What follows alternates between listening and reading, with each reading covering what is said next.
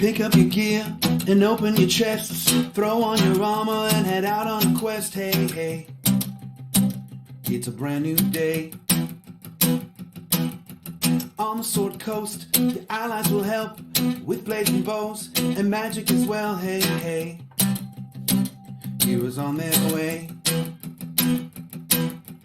Fighting forever against overwhelming odds.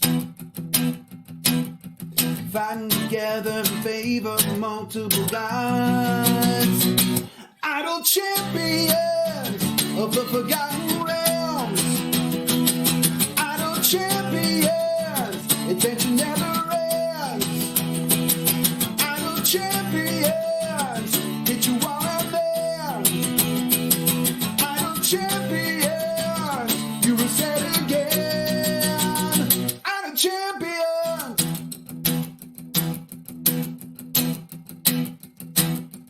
From Waterdeep to Icewind, head out to Chull or Shadowfell, hey, hey.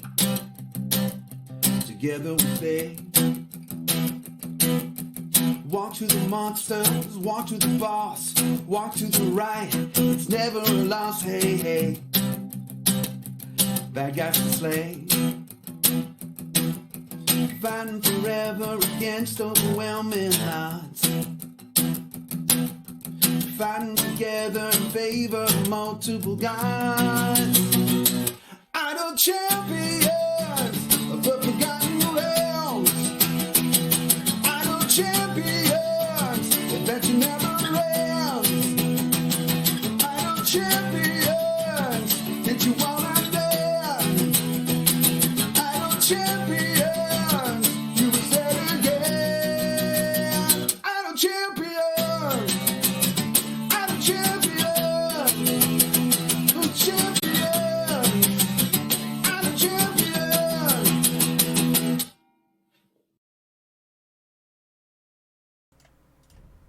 Folks, we're starting off today's show with the most important of questions ever. How is it the C&E Games Twitch account doesn't have an iris emote? Anyway, welcome to Gaarawarr's Guide, the tutorial show. This is what we do on Saturday mornings, which is what time it is for me. So that's how I judge things. Today's topic is one that we've been talking about for days now in all the streams. But today it gets the tutorial treatment where I'm going to talk for like an hour, maybe more, about the Trials of Mount Tiamat, the new permanent game system that came to Idle Champions this week. Alongside it came the legendary Forge. We will talk about that a little bit as well. If you have questions, you can throw them in chat. Mars is here. Hey, Mars. Good morning. Mars is here. He's pulling questions from the chat. But I will not get to them until the second half of the show, because I will be very busy trying to cover all the things. All the things. There's a lot. This is a very complex system. There's a guide for it. I've got a guide for that. I've got a guide for this and the Forge now. They are both, I want to be very clear, they are both still works in progress. The system is that big. It's the largest guide. The guide to the Trials of Mount Tiamat is the largest guide I've ever made for this game, and it's still just the new play. It's kind of the introductory guide. It's still just an introductory guide. Yeah, there's a lot going on here. Stuff about the code. Let's see.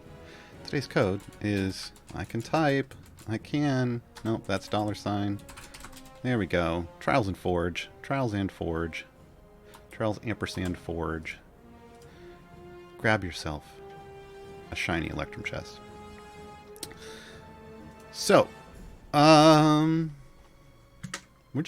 gonna dig in. Let me hydrate real quick, because I'm gonna be talking a lot. Let's go ahead and hop out to the main screen. Pay no attention to my gem farming, folks. And we're going to descend into Avernus, because this is where we're going to talk about things to start off. So, Trials of Mount Tiamat is a new permanent system. There have been some people who thought, is this an event? Is it going to go away? Nope. It's a new permanent system. This kind of content, just straight out of the gate, this is a late mid-game to end-game content.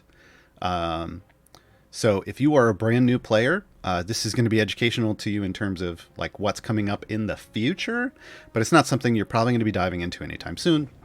Why is that? Because you're going to start off in the Sword Coast, and then you're going to do some stuff there, and then you're going to bail over to Tomb of Annihilation, and you're going to do stuff there, and then you're going to go to Dragon Heist, and then you're going to get to Avernus, and to get to, and along the way you're going to unlock some evergreens, and you're going to unlock, and you're going to do some time gates, and you do some events, and then you're going to unlock a Modron core and another party, and you're unlock patrons. Right? There's a lot of stuff to do before you're going to get to this.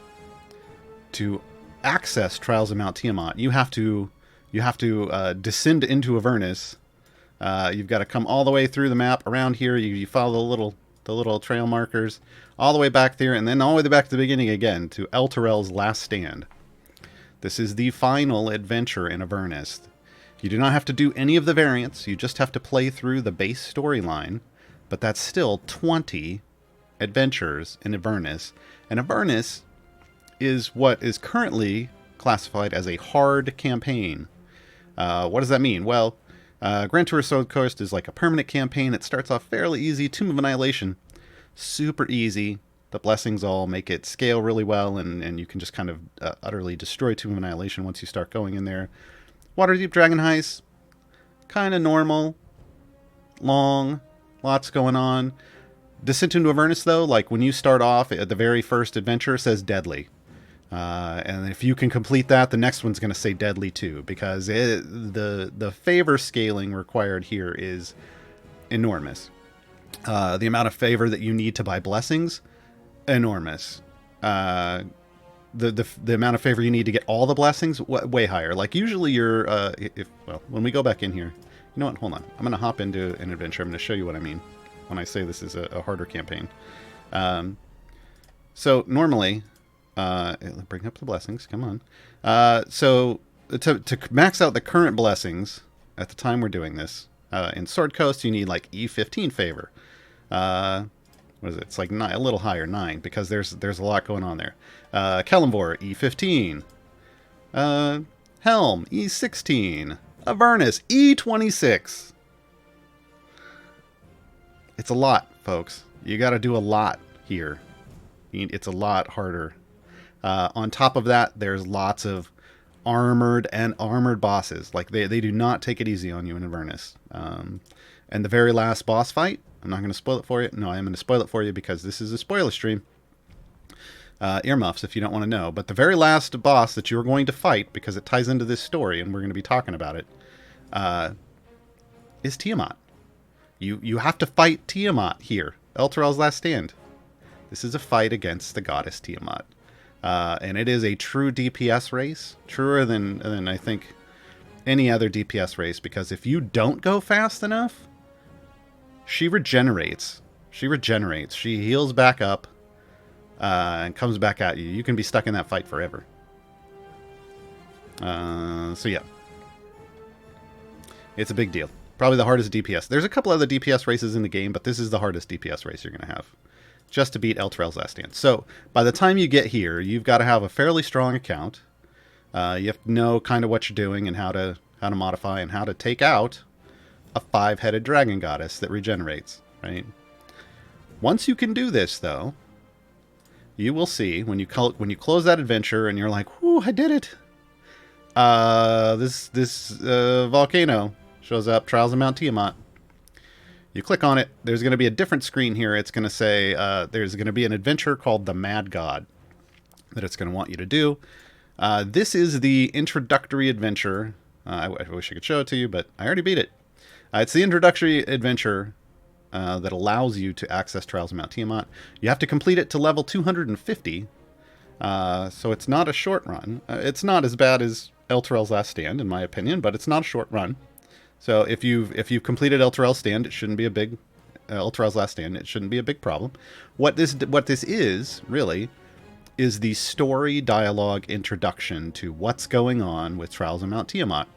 I highly recommend, if you're like me and you turn the text off a lot of the times, that you turn it back on and you read it, because it's going to explain kind of what's going on. Why are we doing this? What are the Trials of Mount Tiamat? What happened to Tiamat? And why the heck is the Dark Order helping us in the Trials of Mount Tiamat, right? Like, if you have those questions, you want to read the dialogue. So yeah, once you complete that adventure, you get your little MacGuffin, the little head of the five-headed, or crown of the five-headed dragon, or whatever the heck it's called. I can never remember, because it never shows up any. It's the reward, and it never shows up again that I'm aware of. And then you can get to this screen. This is the actual Trials of Mount Tiamat screen. It gives you a little blurb. Tiamat's been drawn to the Well of Dragons by the Drakhorn. It is now known as Mount Tiamat. A large frontal assault is impossible. Only a small team of elite champions, armed with the Mask of the Dragon Queen, that's the thing, can reduce her power enough to banish her. Band together to banish the mad goddess of evil dragons before it's too late. The fate of mortals depends on it. Now, the fact that they call it the Mad Goddess, it makes me think that they should have just called that adventure the Mad Goddess. Consistency. Oh well. Once you're here, you get an option to create a campaign or join a campaign. I'm going to do this in reverse. If you want to join a campaign, this is a multiplayer, cooperative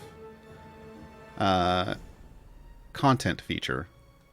So you can join a group of up to 4 other people for a total of 5, as you can see here. This is a lobby. There's a challenge rating over here. Currently everybody, because this is the first week it's out, everybody's doing normal difficulty. So right now everybody's on the same page. If you want to hop into one of these, you can click it to see what's going on, who's in here.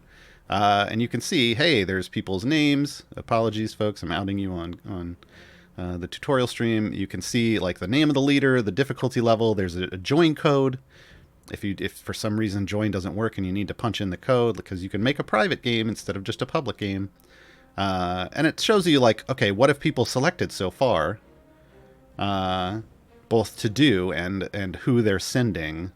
We're going to talk about that in a second. So you can see a lot of this information here. And these pictures are telling you, hey, look, these are still open.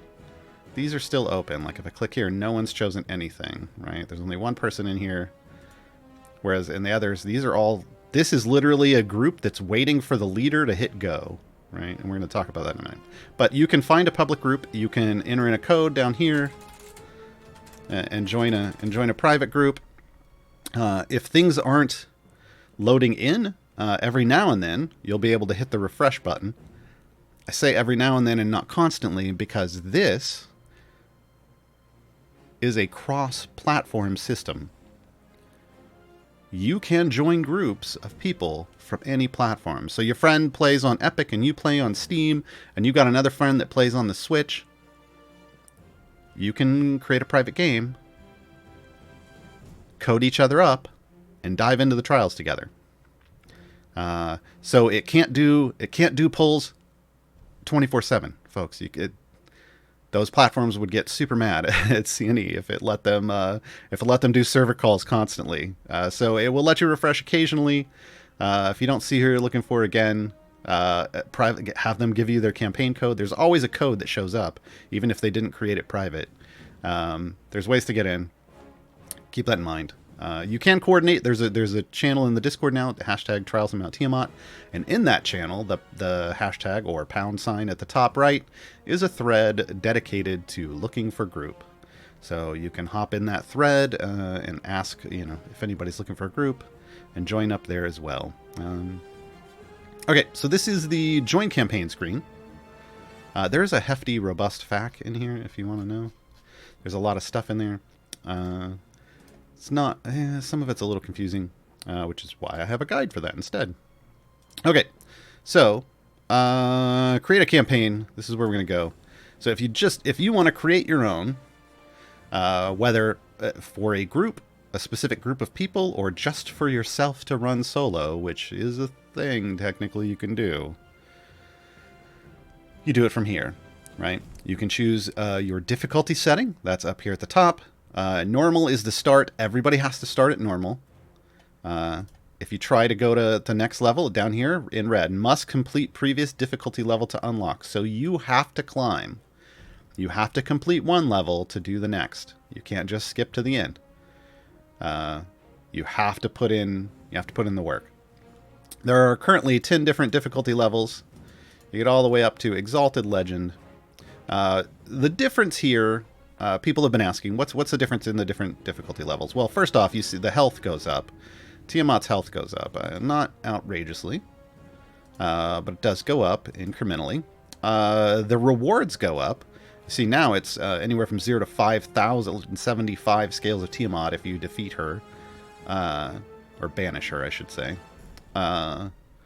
Whereas in the first one, it's 0 to 1,000, right? So the amount of rewards you can win go up. The amount of chests you can win. These are the Glory of Bahamut chests. The amount of chests you can win goes up. The difficulty, like you're not playing different adventures, but the restrictions that are added each day change. And we're going to talk about those restrictions here in a moment. But so you can see when you go up, it goes up at higher levels. Normal is free. You can just create it. There's no cost whatsoever. Going up, it requires these blood vials. So these are lesser blood vials. And this is Tiamat's blood that you took from her on the lower levels. These come from Glory of Bahamut chests.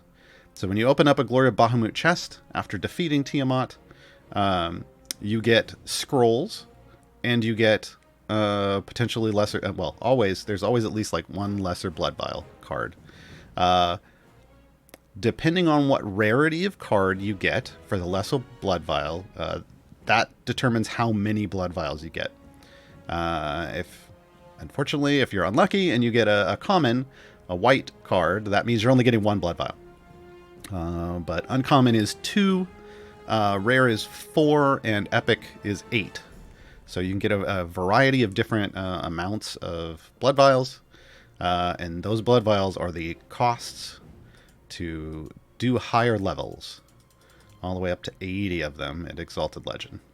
At that point, you're earning up to 5 chests. You're getting potentially lots of blood vials. There's also prismatic blood vials. Now, prismatic blood vials, as my understanding, only come from the cash shop. What a prismatic blood vial does is it takes the place of the other blood vials. You can choose to create with multiple blood vials here, or you can just use one of your prismatic blood vials to cover the entire cost of starting that adventure. So that is a kind of pay to progress faster, which is what this game kind of has always had. If you don't want to save up a bunch of blood vials to do a higher level, you can do it right away with that. So this is the creation screen. You notice there's a little checkbox here. This is what it looks like when you check it to create a private campaign. And then, you can fire away. I do want to show one thing. Let's hop back into an adventure. Now you can access some information about trials while you're in an adventure. This is why you remember they changed the UI up here at the top left a while back. This is why there's a button now. Once you've completed the Mad God and you have access to trials, there's a trials button, which is the 5-headed dragon icon, and then there's a forge button. This is a legendary forge system. We'll talk about that in a bit. So you can click on this and you can come over here and you can see what's going on. You can't start your campaign while you're on a mission. Like you can create it, but you can't actually start until you're you can't actually start your adventures until you're out of it. But you can do a lot of the stuff here while you're even in an adventure. So let's hop back out. We'll do it all from the map screen. I waited to start my trials run until today because I wanted you to see exactly what it looks like. So I'm going to create, I'm going to uncheck this and check it again just in case. I'm going to start my own adventure. I'm just going to tell you right now, you're going to see my code. If you try to join my adventure, I'm just going to cancel it out. This first run, after I finish explaining. So just know that. I'll abandon it. I'm hopping into this for educational purposes, not to start an actual run. So just be aware. So once you start a private campaign, you have a campaign lobby. This is that you see the big words, assault front. Well, what is an assault front? Well, this team that you're putting together of champions, these 5 champions, this is your assault front team.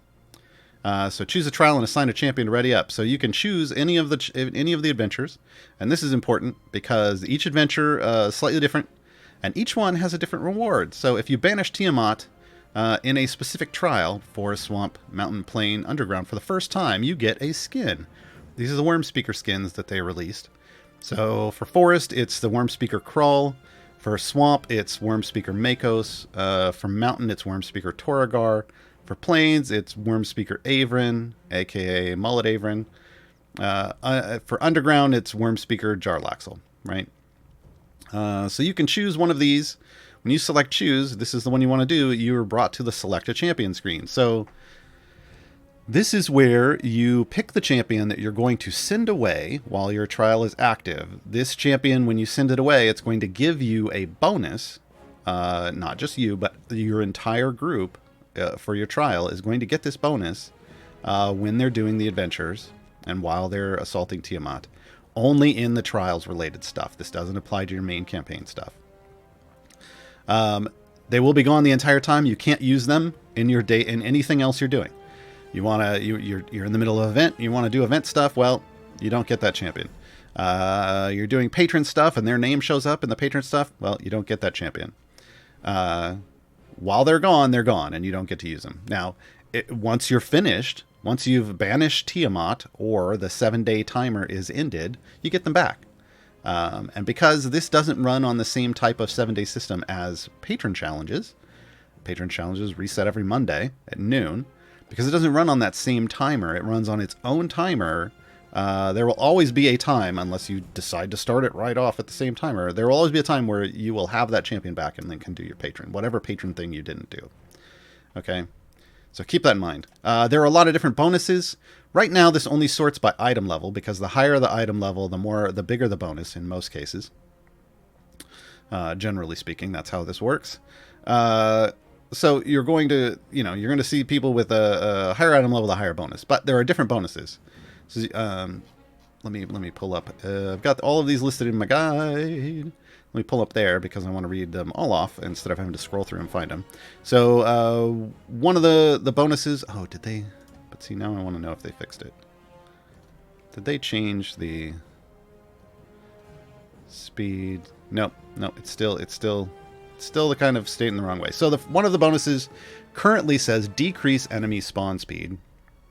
And this is confusing to people because they think it, the way it reads, a lot of people think this slows down how long it takes for enemies to spawn in. But it doesn't. This speeds up the spawn rate. And they're going to be changing this, supposedly, so as to not be so confusing. So keep in mind that for now, if you see decrease enemy spawn speed, what that means is it makes enemies spawn quicker. It is technically correct, but it is not clear. So it's getting changed. There's also increase all champion damage. These are things that happen inside your adventures, inside your trials adventures. Increase the max health of champions, reduce ultimate cooldowns, reduce base attack cooldowns, reduce all damage received, and increase gold find. These are all things that happen inside an adventure. Some of them have a max cap, so like decrease enemy spawn speed maxes at 80%. If you have a champion that I found this, well, Human does this. Where did Human go? I don't know. Oh, there he is. My Human only decreases enemy spawn speed by 15%. That means if that's the thing we all wanted to go in on, I don't know why you would, but if it was, because you do you could stack multiple champions to get a higher effect, right? Because it's not capped out. Now, if it is capped out, for instance, right here, Dritz. Reduce ultimate cooldowns. My item levels reduces it by 98%. Well, there's a max of 75%. So all that's going to apply is that 75% max. This is not in addition to the normal 75% max from item levels. This just means, regardless of item levels on your champions, on their slot 6 cooldown items, it's going to be maxed out ultimate cooldowns if you do this, right? No one else would need to put in an ultimate cooldown reduction champion. It would be maxed by my one broom, my one Dritz. And everybody would see this because if I chose him, it puts the party bonus right over here in this little box. So we already know that we are maxed on ultimate cooldowns, right? If I choose that. that's great. If you want to back out, there's a little X. Click on it, and you can go back to choosing again, right? Now, there are 2 bonuses that your Assault Front champions can provide that have nothing to do with the Trials adventure. It has to do with the trial. It's with the overall Trials campaign itself. One of those is Assault Party damage. This is your Assault Front party, and they are the ones, technically, that are doing damage against Tiamat during this. And the assault, if you choose Assault Party damage, it actually gives you a multiplier, like here we go, by 50% is where I have, against all your DPS contributions, but for your whole team. So this is a way to up the total damage you're doing to Tiamat. This is a big deal. This is one of the strongest bonuses in this system. It's not always needed. It's only needed if you think you don't have enough damage to take down Tiamat. But it is something that you want. I think at early levels, I don't think it's important, especially if you're doing a 5-person group. Assault Party damage, that's not really going to be your necessary jam. Instead, what you're going to look for is the other bonus that's a big external bonus, and that's what we see here on Makos. Increase received scales of Tiamat by a percentage with a max of 100. Scales of Tiamat are one of the rewards you get, if you'll remember. Scales of Tiamat are the currency you use in the Legendary Forge. That is the only place they're used. That's the big point of the Trials of Mount Tiamat, is to forge legendary items. So this increases that bonus, and if you know you and your group or your group can take down Tiamat on the difficulty level you're on, maxing out the scales bonus, that's kind of a big deal, because that's going to get you more of that reward, meaning you can forge more legendary items that week, right? Because you can only do this once every 7 days. So optimizing the amount of scales you're getting on your run, big deal. Big deal. Now, as you can see, different champions offer different bonuses. I have a chart for this in my guide. So it breaks down which champions do which bonus. It also has the maxes listed, etc., etc. You can find all that if you do !Tiamat in chat. !Tiamat in chat. So, you ready up your party. You pick your champion. I'm going to do... do I want Crawl? Now I'm like, which skin do I want? This is important, folks. What skin do I want? You know what? I'm going to go Worm Speaker Makos for my first time out, and I'm going to pick Makos because meta. Well, because he's going to give me scales, and I know I can beat Tiamat solo. So this would be what I would set up if I were going to do a solo run, right? Now, what's the difference? Like, what, Gaarawarr? Why would you, if you know you can beat it, why would you bring other people? This is a good question. It's a good question, Gaarawarr. Thanks for asking. If you solo, honestly, on normal difficulty, if you've qualified here, you could probably solo it. Most people who have beat Tiamat on Elturel's Last Stand are going to be able to solo normal difficulty.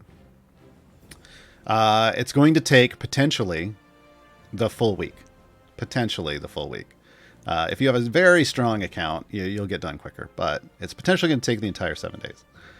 That means you're going to lose that Assault Front champion for the entire 7 days. If you take a full party of 5, you might beat it in a day or 2. Maybe 3. If it's, if stuff happens and everybody can't check in and do their stuff every day. But once it's done, you'll all get your champions back. You can't start another trial campaign until the 7-day timer is over, but you get all your champions back. And that can be very useful, right? If you don't want your champion gone for a week, group up with other people.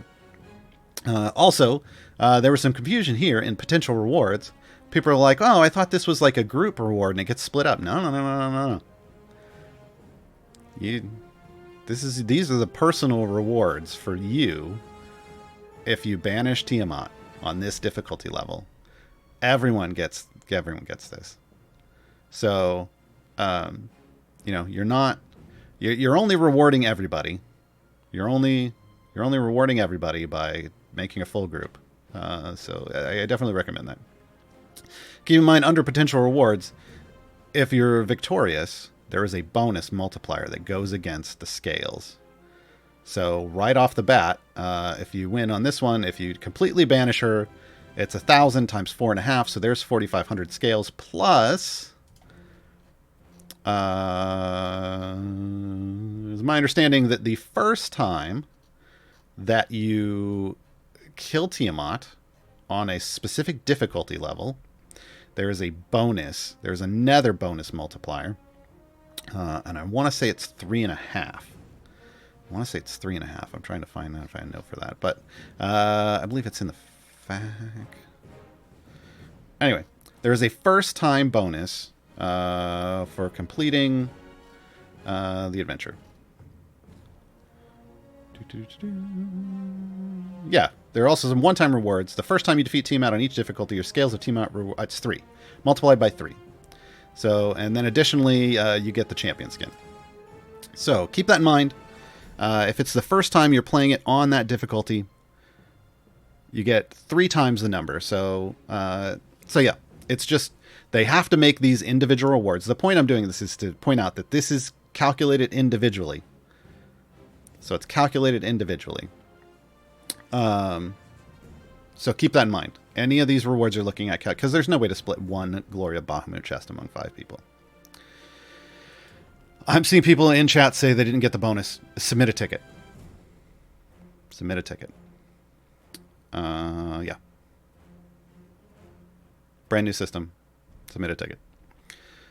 So keep in mind the rewards. Rewards are going to be personal. You don't need to do this. You don't need to do this solo. You can go in with a group and get things done much quicker that way.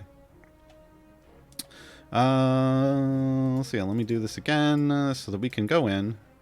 And I am gonna choose Makos. And I'm gonna start my campaign. Yes, still waiting. No, go ahead and start. Boom. Here is your Trials campaign map. Here's your Trials campaign map. Normally, you would have 5 players, and they would be at different locations here. And each one, it would show the champion, and it would show which one they're doing, and it shows their DPS. Well, mine's at 0, and it's start, and there's a start. You see Tiamat up here at chilling. On the top left, let's just go through all the information. It's the owner of the campaign, the difficulty level, and then we go into restrictions. You'll notice it says current day 1. I have 1 restriction. Only champions with a strength score of 10 or higher can be used. Every day, you get a new restriction.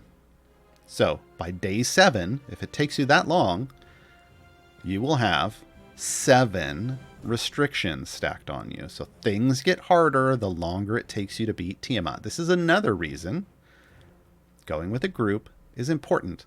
Because you might think, well, I'm super strong, my account's great, I'm going to go in and I'm just going to wreck Tiamat's face. But then you get to day 5, and the restriction just utterly destroys your ability to even complete the daily bonuses, which we'll get to. And, well. So what happens, let's talk about this real quick. What happens if you fail to defeat Tiamat? What happens if you fail? You still get a sliding scale of rewards. You still get a sliding scale of rewards. This is why on the reward screen it said 0 to 1,000 is the number of scales you get, because it's based on how much you do to Tiamat. If you complete it, you get the full 1,000. If you don't, you don't. You just get partial rewards, and you also don't get that victory bonus of 4.5. You don't get that multiplier, right? So keep that in mind. It is definitely better to go with a group. Because if you get to day 5 and suddenly you can't do your daily runs anymore because the restrictions are too tough, the rest of your group is there to carry you, because each person in the group has their own set of restrictions. They have their own set of restrictions. So as you can see, this is a strength-based restriction here. So what kind of other restrictions can you get? There's 3 types that I've seen. There's formation restrictive, There's bonuses to the enemies, and there's a negative, general negative effect, right? So formation restrictive are things like this. Only champions with a stat score of X or higher can be used. This can be 10, 12, or 14. This is what I've seen. I think Sean said he saw a 16. I never saw a 16, but keep in mind that there's restrictions based off stats. This is starting at 10. Now, later on in the week, I could get, this one's strength 10. I might get a charisma 14 later in the week. Or I might get a strength 14, and it doesn't show up separately. It just raises this one. So if you come to day 4 and you only see 3 restrictions, it doubled up on one of yours and made it bigger. There's one where you can only have a max of a certain number of champions of a certain alignment in your formation. Like, you can only have 4 evil champions in your formation at a time. There's a higher level version of that where you can only have 2, right? And then everyone's favorite formation slot is blocked by an escort. That's always fun, right? So you're down a formation slot, and you might get that one multiple times. So the further you go, the formation can be more and more restrictive. Bonuses for enemies are things like enemies move 200% faster, or they have 200% more health. There's one where boss minions are invulnerable while the boss is still alive. So you've got to kill the boss first, and then all of his trash mobs, right? Then there's normal enemies have a 25% chance of coming back to life 5 seconds after being killed. The zombie ones, yes. So there's things like this that are overwhelming to you. There's also all enemies deal 400% more damage. So there's all kinds of enemy bonus ones that can make things more damaging. Then there can just be general negative effects. The ones we saw, these are the ones that are the really, in my opinion, the really restrictive ones. The ones that can just kind of wipe out your formation. You combine these with some of the stat restriction ones, and it's just... This is what we've talked about on a stream earlier this week.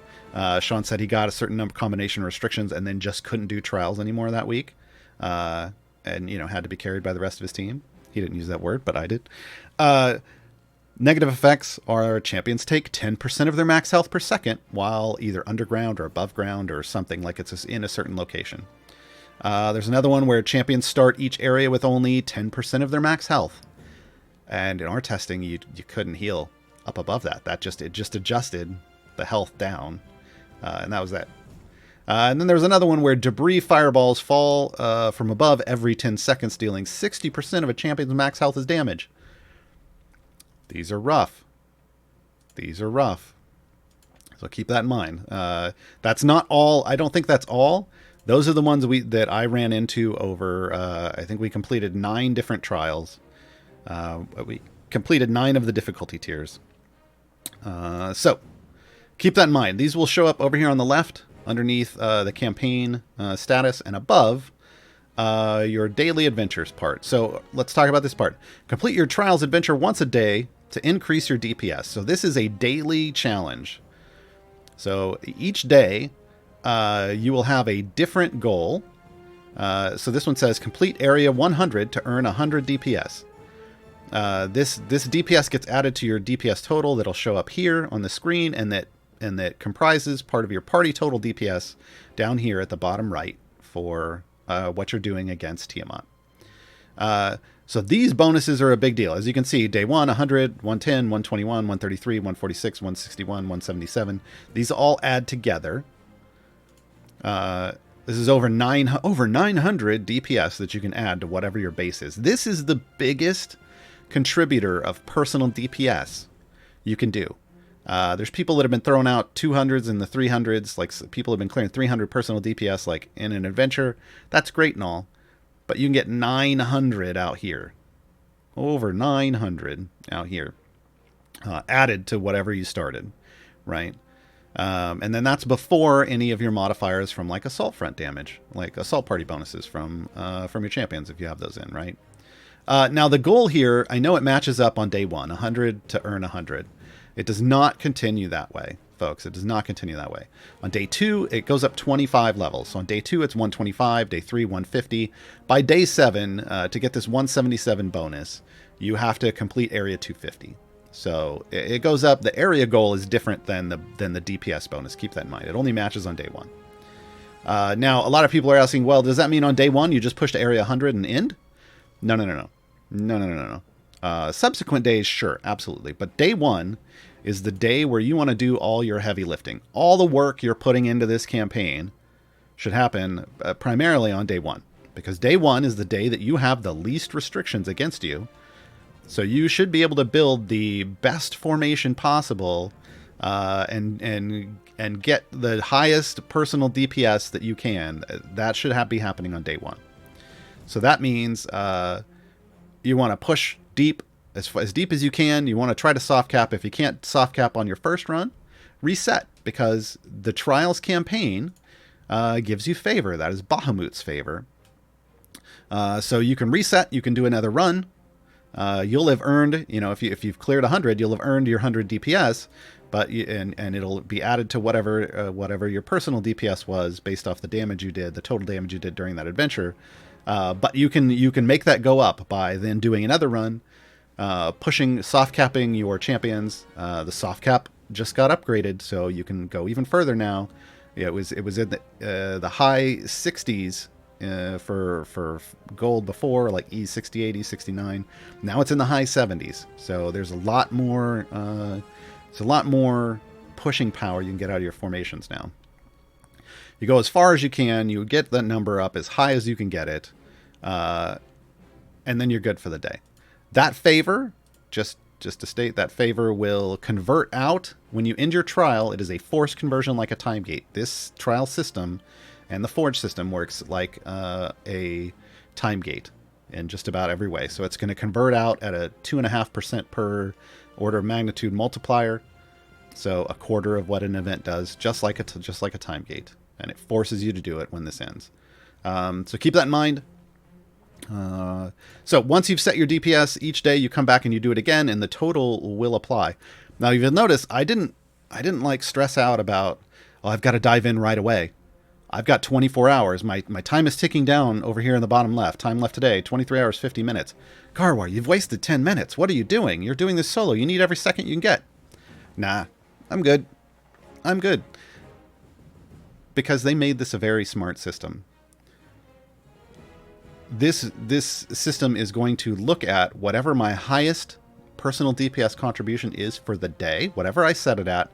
Even if I don't do my run until there's 1 hour left in this day, it's going to wait. It's going to look at that total highest number, and then it's going to retroactively apply damage for the whole day based off that number.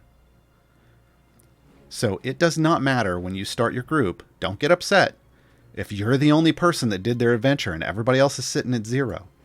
As long as they do their adventure by the end of the clock day, whatever it is, it started when I started this. Before this runs out, the system will count retroactively their damage as if they were doing that from second one. From the very first second you started. It shows that visually. Here's my progress bar down here. It's green. It will show, this is the health bar, it's gonna move down. And the bright green shows like the current registered health of Tiamat. But there will be a dark green portion, and that dark green portion is your retroactive damage that is going to be applied at end of day. It is damage that it is calculated that you would have done all day long, and it will apply once the day turns over. So you will get that credit, and that works for everyone. So you don't have to get salty because someone hasn't done their daily yet. As long as everybody does it before end of day, it's all good, right? You also get a timer down here in the bottom left that tells you how much time is left for the week, which is all nice.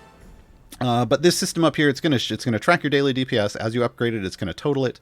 You'll see damage 0 and then additional total 0 DPS and then combined total, right? But the additional total is if you have an assault party bonus, it's going to kick that in. Let's go talk over here. I'm going to throw one of these up here. These are your scrolls. These scrolls, I've got a bunch of them. That's because I got gifted a bunch of the packs in the store. There's stuff in the store. These scrolls are what you get out of, these are the other things you get out of the Glory of Bahamut chests. So remember we talked earlier about getting lesser vials of Tiamat's blood. You also get these scrolls. So you have Scroll of Desperation. This is increase all champion damage on a run. It lets you use up to 20 Max allowed 20 to stack during a single run if you need the damage, right? It lasts the entire campaign. Scroll of Brutality ups that to 400%. It's separate. It lets you use 10 of these. Scroll of Abundance, this is gold find by 200%. You can use 10. Scroll of Wealth, it's 400%. You can use 5. And then these are the Scrolls of Assault. So this boosts your Assault party bonus. You can use up to 5 of them. Each one is 5%. It still is part of that maximum bonus. Like if I had chosen Jarlaxle with an Assault party bonus, I think mine's like 50% now or whatever. These go along with that. So the max is still 200%. So if I want to use one of these, boom, it clocks it over here and it'll tell you how many there are. It's going to put it underneath the champion list. But you'll see over here, I have a champion and scroll bonus now of 5%. This is going to be multiplied against whatever my personal bonus is. So this is not an additive feature. This is a multiplier, an external multiplier. So if I get my 100, and let's say I set 100 too, and I'm at 200 DPS on day 1, I'm going to get a 5% multiplier on top of that 200%. So this is why when it says it maxes at 200%, that means you're basically tripling whatever your overall contribution is. This is how you get outrageous DPS for the higher difficulty levels. We did quite a bit of this in beta testing, and at one point our total party DPS was over 10,000. Which just lets you, destroy things pretty quickly. And that wasn't even maxed out on assault party bonuses. So keep that in mind. These are ways you can multiply your overall total party damage, because these scrolls apply to everyone in the party. It doesn't just apply to me. So, max allowed 5 means everybody can contribute 1. 20, everybody can contribute 4. If someone has more, they can offer up some more, but, everybody can chip in a little bit in this regard. Chests, of course, they're going to take you to a chest score, but there's nothing, to my knowledge, they're not selling Glory of Bahamut chests. But if you have them, I think it should just take you here. If you have them, then you could open them. And then the shop, if you come over here, you'll see Trials Small Scroll Pack, Trials Large Scroll Pack, Prismatic Difficulty Pack. These are all here. There's also a, as you can see, there's a theme pack for Archon. This is that Mask of the Dragon Queen. He's got a feat for that and stuff. But this doesn't actually give you anything for the Trials, but it is a Wormspeaker Archon thing. There's also a Wormspeaker Nayeli pack that comes with Baby Tiamat as a familiar. That one's pretty cool too. And I believe it comes with some assault scrolls, so that's there too. So they do have these repurchasable things if you want to do that. But just know that you don't, again, you can still play this game 100% free. Nothing's changed about that, because these scrolls will come out of those chests. Don't have to worry about that. You can see down here, this should be, if you hover over this, it's going to tell you base scales of Tiamat times 1,000, victory bonus 350%. That's the 4.5. Champion bonus, because I've got Makos, that's the 47.72, and that gives you the max potential scales I could earn on this run at 6,647. Again, if it's my first time victory, it's supposed to be multiplied by 3. Again, that seems to be a bug there. Submit a ticket. Hopefully they'll fix that. But yeah, so this is what I would win if I can kill Tiamat completely. If I can kill Tiamat completely. So let's get in here. So swamp, cut the music. There's some text. The Dracorn is being guarded by black dragons in the swamp. Liberate it to weaken Tiamat's hold on the dragon clans. Right? There's stuff here. Complete area 100. This is the objective for the day. Again, this is going to go up every day, and it gives the restrictions. You get Trials of Tiamat DPS. And Bahamut's Favor. This is the formation. I know on day 1 it started off with a Sword Coast formation. That's because silly devs forgot to hook up the Trials formation. This is the same formation that the Mad God uses, so it's a 2-tank front line with some interesting combinations. I find it works really well, to be quite frank. So, we'll see. We'll see. So let's hop in so we can see it in action. So here we go. Oh, hey. What do you know? Right off the bat, it tried to load in my save formation from from when we did this in beta. You'll note Regis has this Tiamat symbol with a line through it.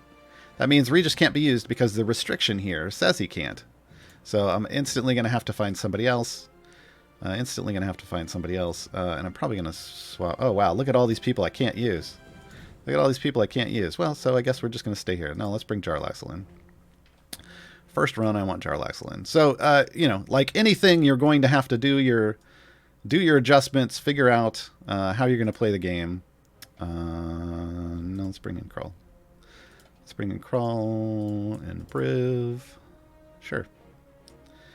You're going to make your formation. You're going to set your total amount of damage that you can do, right? Well, what is the total damage, Gaarawarr? Well, there's some contention. On this. Oh, yes. Turn off your Modrons, folks. For some reason, this counts as a free play. It shouldn't. Devs, this shouldn't count as a free play. My Modron shouldn't reset it. So, yeah. You get a little icon. It's going to tell you what your bonuses are. If I had more people, it would list them all off, which is pretty cool. Otherwise, it's a normal adventure, folks, because that's what this is. It's, they're each going to have their own, should have a unique art. Like this is clearly a swamp and creatures that would be found there. And yeah, it's going to do its thing. It's going to do its thing like any normal stuff. But what is the total damage? Well, the total damage is ultimately, if you're looking at how much overall damage you're doing. Oh my god, I can't believe I opened the screen. But if you look at like how much overall damage you're doing, like on running average, and if you look at your Bud, you can see it's generally correlating with Bud in most cases if you're just building a regular formation and pushing, which means my total damage is probably going to be in the E56 range, maybe a couple orders of magnitude higher because it's adding it all together as I do it. So as you can see, we're at E59. It's pretty close, right? Because I've been hitting things for E56, E57 repeatedly. It's adding all that damage up. It is a total damage. So if I look now, my contribution is already 59. And down here, 59, right? Like it's already starting.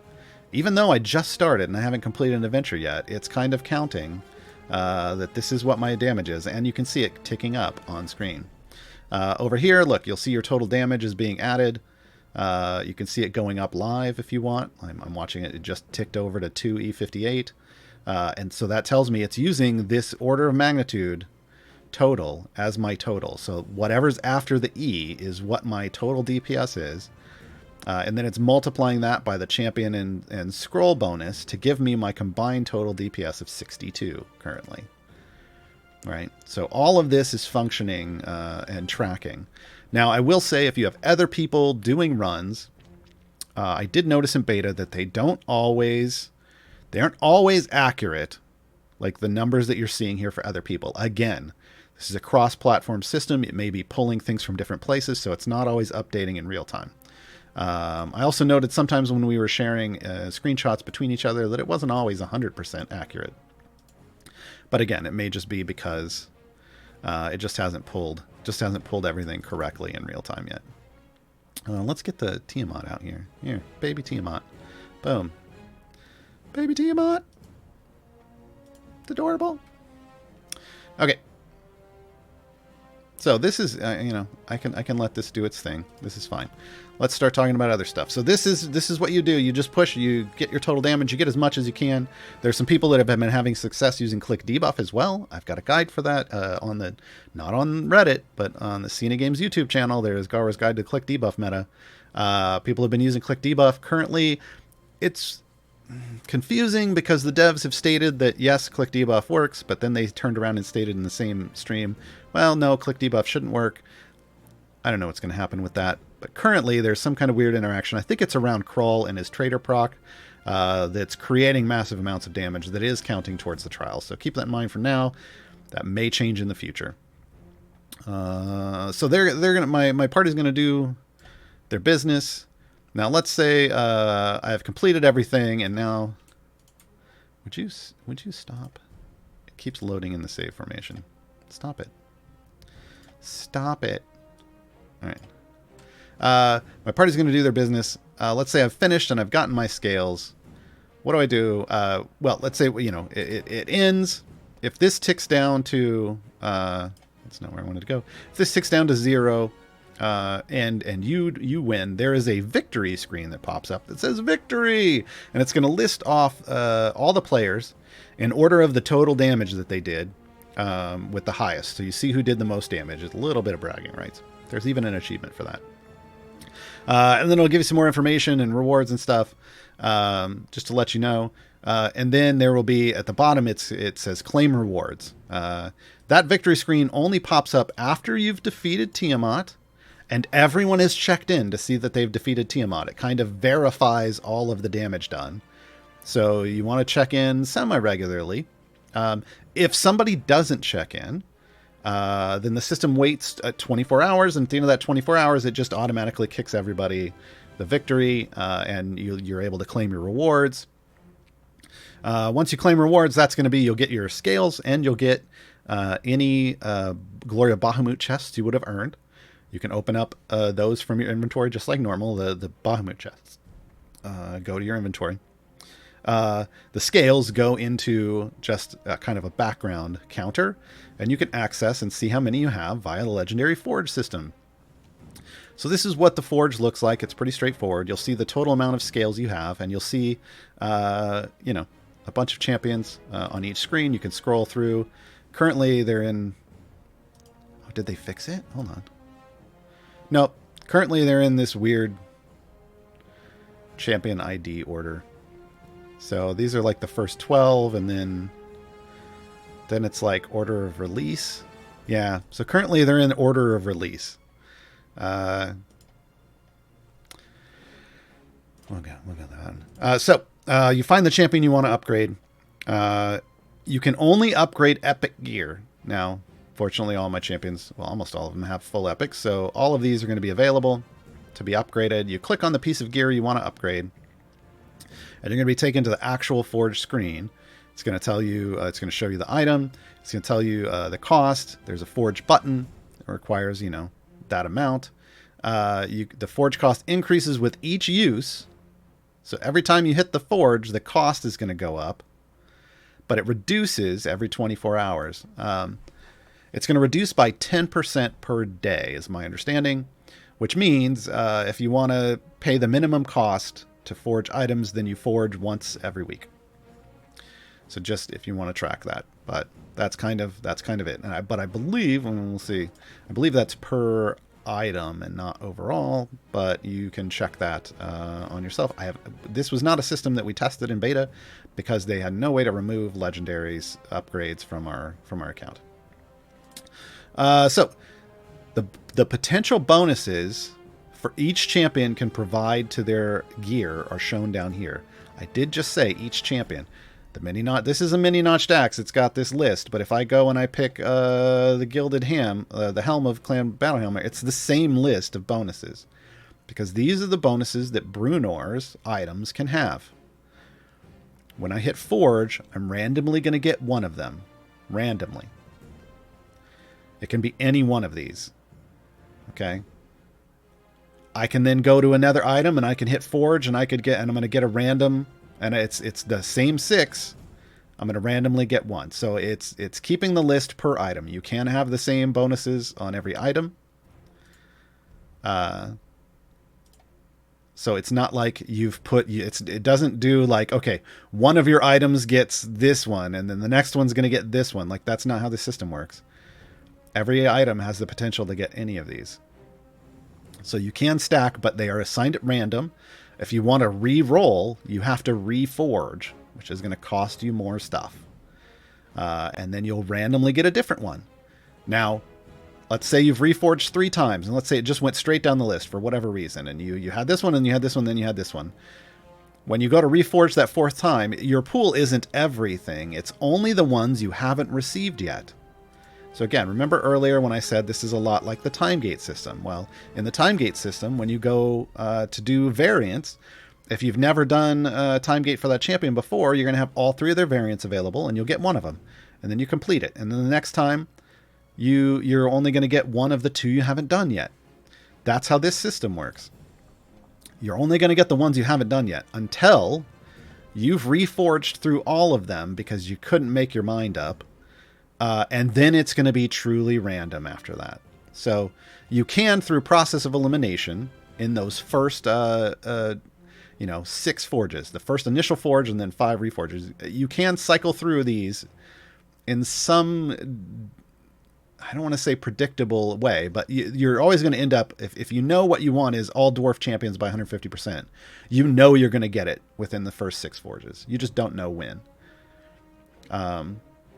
So then why do they allow you to reforge even further after that?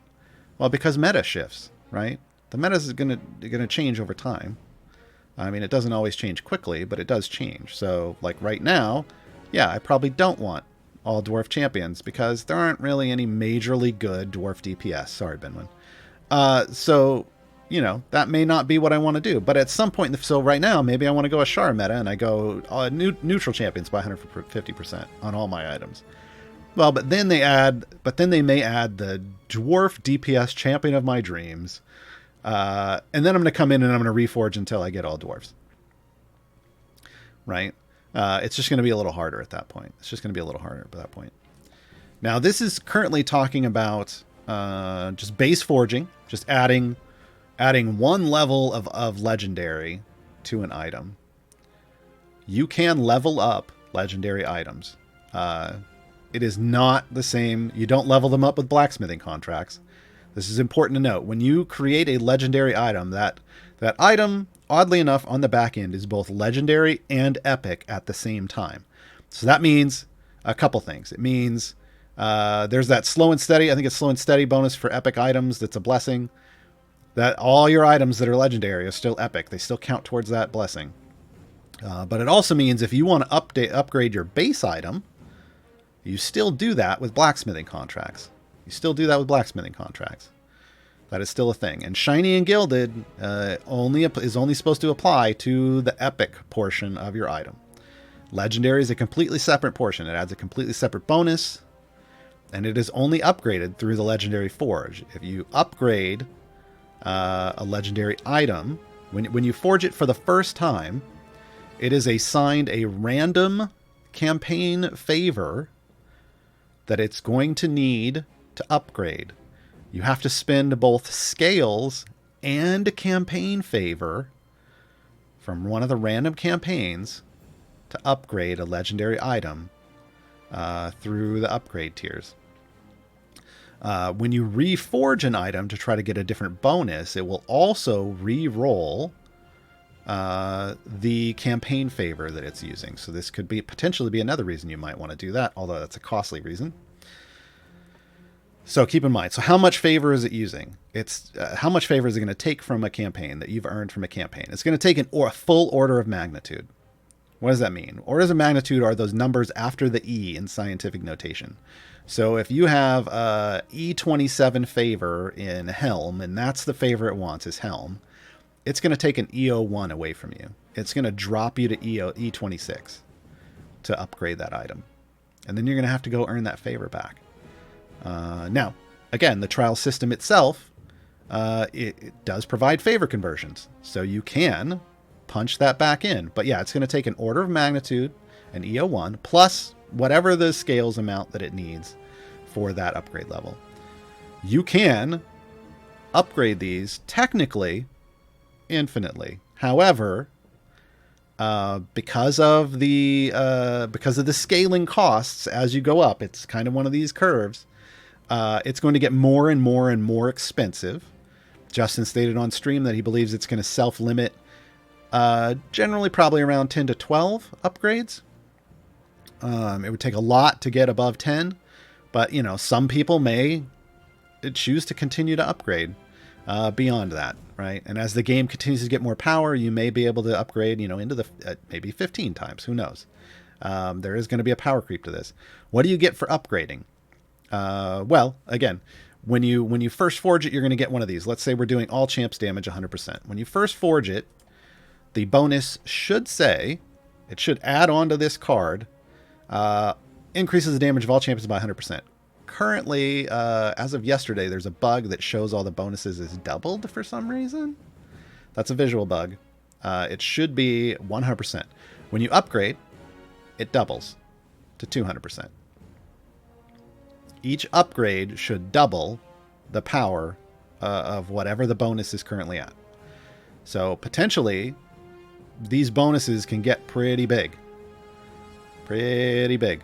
But again, it's going to take a while, because it's going to take a lot of scales for you to do that. It's going to take more and more each time you go up. So personally, I recommend starting out. You just want to get a legendary status on your items, period, and then upgrade later. Because, having some legendaries spread around your team is going to be better than just trying to focus scales with diminishing returns onto one item, right? So this is a legendary system. It's going to work this way. I do have a guide for that. It is a work in progress. There's a lot, because this wasn't tested in beta. A lot of that's going to have to get filled in over time. So expect my Legendary Forge 101 guide to get more expansive as we gain more knowledge, right? The same with the Trials of Mount Tiamat. I've been updating that bit by bit over the last few days. So if you've gone through it once before, you might want to check it again, because I've added stuff. I've been adding stuff daily. But this is, generally speaking, the whole system. I can't show you the victory screen because obviously I would need to kill it. There is this little thing down here. If you're wondering, why is there an exclamation point down here? This is a sending stone. Currently, it's your assault front team sending you messages. If you have a party of 5, each champion will be sending messages down here. They're kind of humorous. But there is no in-party chat currently. Why is there no in-party chat? Well, because the game chat is unmoderated, and if they let you come in and like if you were in a lobby and you were allowed to chat with people, I mean, we've seen this in other games, folks. You've played games where you hop into a lobby, someone hops into a lobby, says just horrible things, and then bounces out. We don't need that here. So if you want to communicate with your group, Discord. Try to get people in Discord, right? That's why there's a looking for group in there that you can use. So this is going to tick up slowly.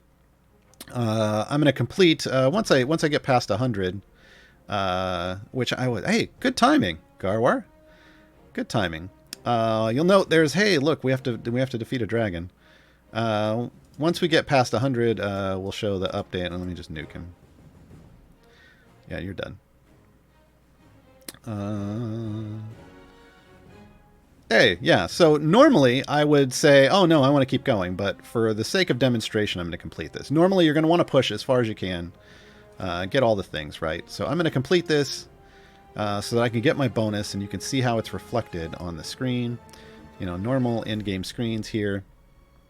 So damage dealt, here, now we're kind of looking. So my damage dealt was 216 E94.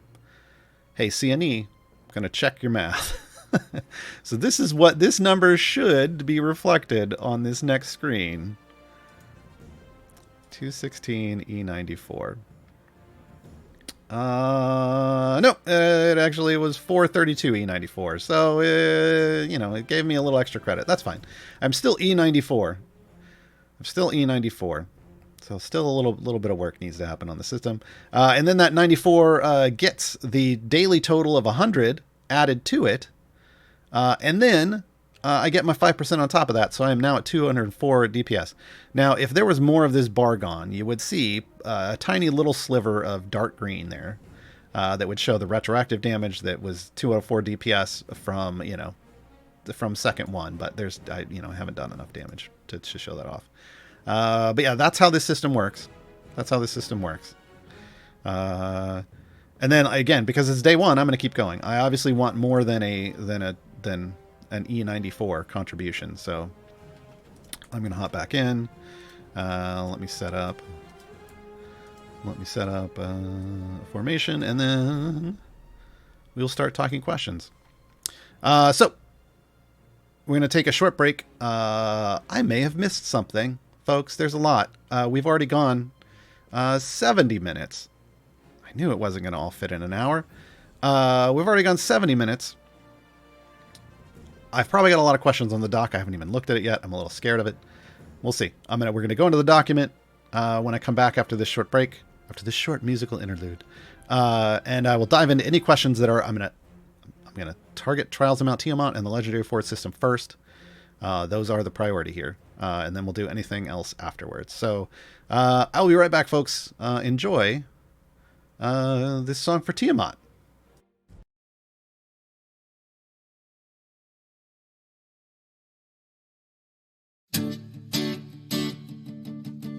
When I look into your tan bright eyes, I feel a change inside I can't explain.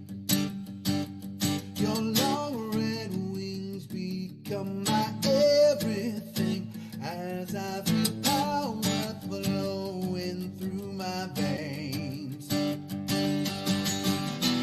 Love is hell, but here's the thing.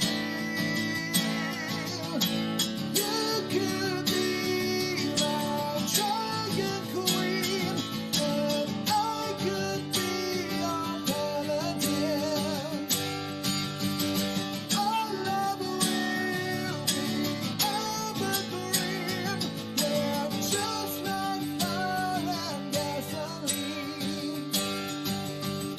Your 5D smiles mesmerize me, but you're one heart that I adore. Hold me close in your claws, no regrets and no laws are chromatic. Love will soar. Love in hell makes my heart sing. You could be my dragon queen, and I could be your paladin. Our love will be evergreen. We're just like fire and gasoline. I'm opening my heart up more than I could ever dream or dare. Flying high upon your wings, I hear you roar and I'm not scared.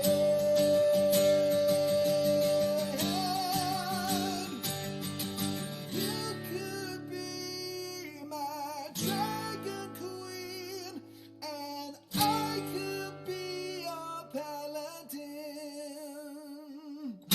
Our love will be evergreen. We're just like fire and gasoline. You could be my dragon queen, and I could be your paladin. Our love will be evergreen. We're just like fire and gasoline. Just like fire and gasoline. Just like fire and gasoline.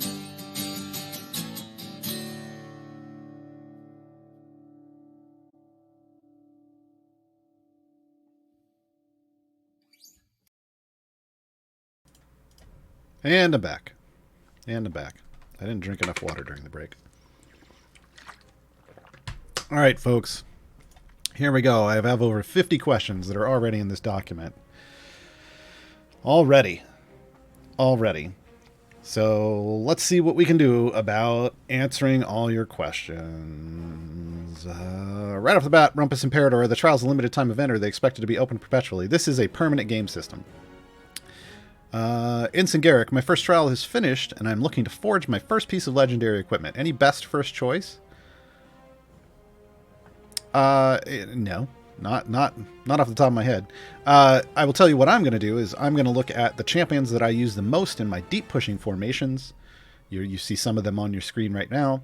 And I'm going to target them first. I'm going to find like the most optimal things, because all of the bonuses, I didn't touch on this, all of the bonuses are champion damage bonuses. There aren't any other kinds of bonuses. So it's very straightforward. You're going to look for the ones that are going to give you the most, your party the most champion damage. The parties usually run, right? That's what we're targeting. That's what I'm targeting anyway. What is your favorite fun or interesting daily restriction for the trials? So I will tell you the most interesting one that we ran into in beta, and I say interesting because there's some fun math at work here. The one that does 10% of your health is damage every second. I find that super interesting because the way math works, eventually you get down to 1 health, and then you don't die because it's 10% of your health, your current health, every second. Well, 10% of 1 isn't enough. Like it's not enough for them to round up to 1. So you just sit at 1 health. As long as you don't get attacked by anything, you're fine. You're fine. That's a fun little math interaction. Now, what you don't want is that one with combined with the one that does random damage every 10 seconds. That would be bad. Trombe, my party has defeated Tiamat. How do I get access to my loot? Well, everybody in your party needs to check in. They need to open up the interface and check in and see that it's done, and then it will trigger a victory screen that has a claim rewards button. Now, if for whatever reason you were AFK while that victory screen popped up and it went away, you just open back that trials interface back up, the one that shows the create and join. That'll be grayed out, and there will be a timer on that screen that tells you how long until you could start a new one. But over on the right hand side, there will also be a loot button. Again, this is a fresh release. Like, we are hot off the presses, so if there's any bugs, submit tickets. Tickets are your friends. They may not be Sean and Taylor's friends right now, but tickets are your friends. Is there anywhere to read what this is about? Trials in the Forge. Yeah, there's a Codename Entertainment blog on their website, but I also have a guide for that. So !Tiamat in chat. Also !Legendary. I think it's is it Legendary or Legendaries? I don't know. Legendary. Yeah, !Legendary. So there's the Trials and the Legendary Forge 101 guides that give you basic information about that stuff.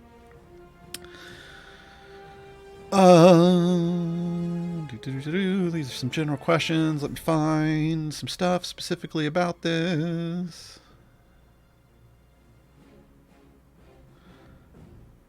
Keep going. What's your favorite Elzoof? Who's your favorite Assault Front champion, and how do I make it nerds? Well, it's not nerds, but you know, I do have some nerds.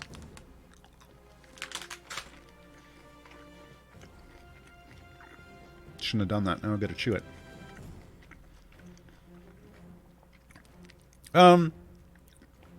So I've seen some people throwing around like must-haves. What's a must-have for your party? It's subjective. Like everything else in this game, it's subjective. The 2 strongest Assault Party buffs are, I stated earlier, Assault Party bonus, that's the damage you get, and increase the percent of scales received. Those are, in my opinion, the 2 strongest currently. People may figure out how to make some of these others stronger, and maybe I'll theorycraft some of that here in a minute.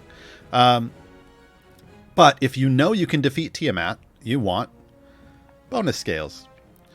If you think it's going to be rough, you want Assault Party bonus, right? And technically, once one is capped, you can go to the other, and like, you know, if you get your Assault Party bonus capped, well, then you just fill the rest in with scales, and that might be the best thing you need, right? But it just depends. I will say that if you're doing regular pushing formations, there are some interesting ways. Obviously, there's all champions damage bonuses that you can stack, and there's no cap to that. So it depends on where you want or need your bonuses to be. And if you know later on, like at higher difficulty tiers, that man, some of these are just super restrictive, and I need to think outside the box on the bonuses. Maybe you need something like reduce all the damage received, right? Like maybe that's going to help you because maybe that's a big problem that you're having. I don't know. There's going to be ways as it gets to higher difficulty levels.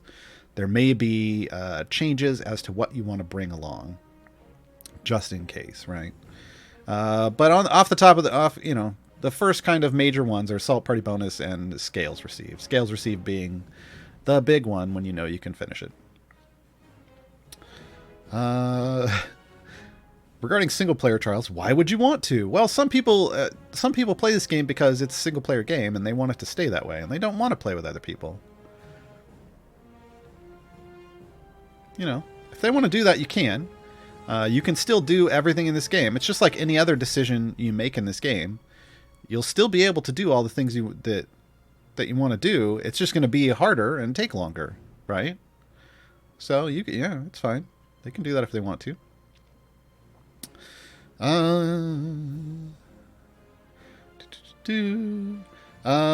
1974. If you won't get to trials for a while as you have a newish account, what happens if almost none are doing normal difficulty so you can't get 5 people? There's going to be other people like you who are in that same boat. There's new players starting all the time. So there will be other people like you in that same boat. But again, by the time you get there, normal is pretty soloable. Normal's pretty soloable. But yeah, there should be other people who are ready to do that, or maybe somebody, maybe somebody's willing to drop down to a normal difficulty and do that for you. You can always do prior ones. You just can't go up without having done the one before. Almedo Alvaro, is there a place where I can read the Mad God story? I don't know.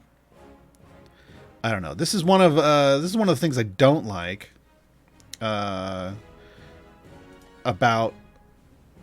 the story, the dialogue in this game, is there's nowhere to go read it once you've completed it. Now, if you go back into an adventure, you can read it in the journal, but you can't go back into these one-offs like Mad God and Split the Party.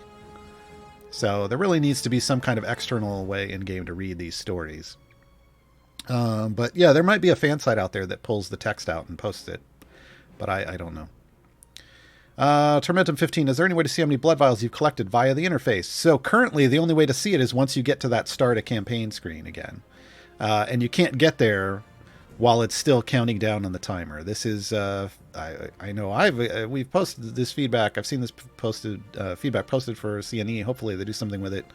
There needs to be somewhere else you can see it. And I don't know if maybe you put it like here. Maybe under trials, maybe it shows you, like they have over here, scales of Tiamat times 0. Maybe they need to put trials and then as part of the information here, lesser blood vials and prismatic blood vials so that you can see what you've got, right? That'd be a nice addition, right? Quality of life. Deathly Hero, how many Tiamat adventures can I go into in a week?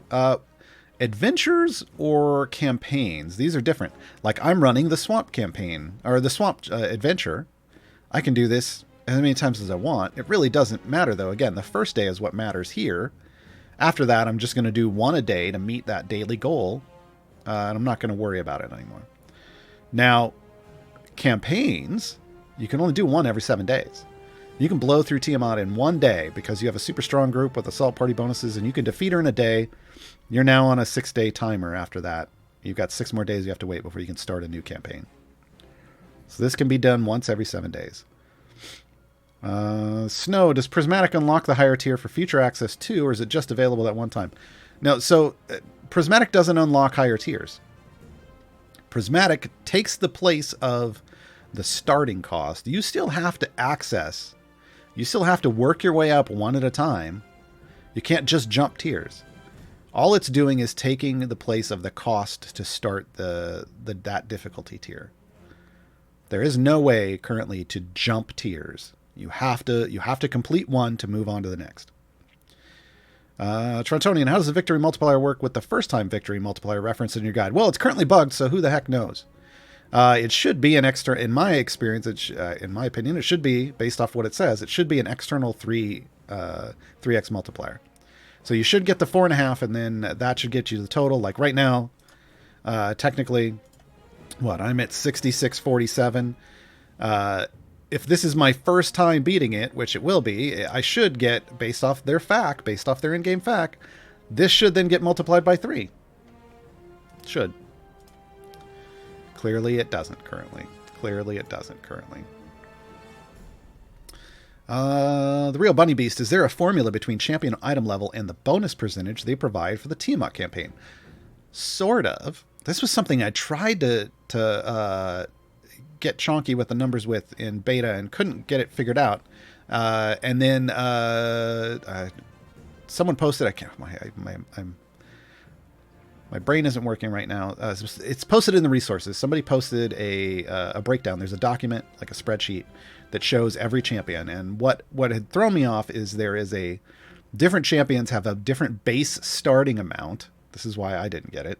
They have a different base starting amount that they contribute, and then it goes up by a fixed amount per level after that. So it is actually linear per item level. It's just they had different base amounts, and that made me think it was a non-linear system. So yeah, there's a document in the resources channel in the Discord that has that breakdown and tells you what the max is. Like if there's a max for that bonus, it'll tell you what item level you need to max it out. Is there a filter for selecting your assault champion? Currently, it's only item levels, which is horrible because I don't care about that. I care about bonuses. It should sort by bonus and item level, but it doesn't. Can two people enter the same champion? No. There can only be. Yeah, this is you're building a D&D party. You can't everybody can't be Makos. Right, so that's why there's multiple champions with those same bonuses. So there are multiple people with scales bonuses. I think there's 3, and then there's 3 that have assault party bonuses. So you would have to combine them if you want to get multiple of those. Xantus 84. Nope. That's a general one. Edlad, does this bonus scaled boon also apply to the extra scales you get for beating a difficulty? Yeah, those are. Yeah, it's all. Those are all different multipliers. Those are all different multipliers. So as you can see, they're all being applied down here to give me this bonus. So the base scales is 1,000 at max. The victory bonus, 350. That's the 4.5x. Champion bonus. That's what's calculated in here, and all of that ends up at 6647 for the total. So they do the math there for you. They just don't have that first time win, which should be there. CNE. Gonna keep saying this. It's okay. They're not. They don't watch this show, folks. Submit a ticket about it. Cassius 335. Any idea what DPS you'd want to be doing as day 4 approaches? I think I'm behind. If you're solo, I believe. Obolord's like, hey, but yes, submit a ticket. Well, you're watching, but you know, the actual people that would be able to go in and make this change aren't. But hopefully you pass it along. I think we were just talking about this last night. My brain has been so fried this week that I was totally thrown by the math. If you're playing solo, the personal base DPS you need to contribute from the damage done in an adventure is 171. On day 1. After that, then you want to add all the bonuses. So what would that be by day 3? Hold on. Let me go see if I can find that chart real quick.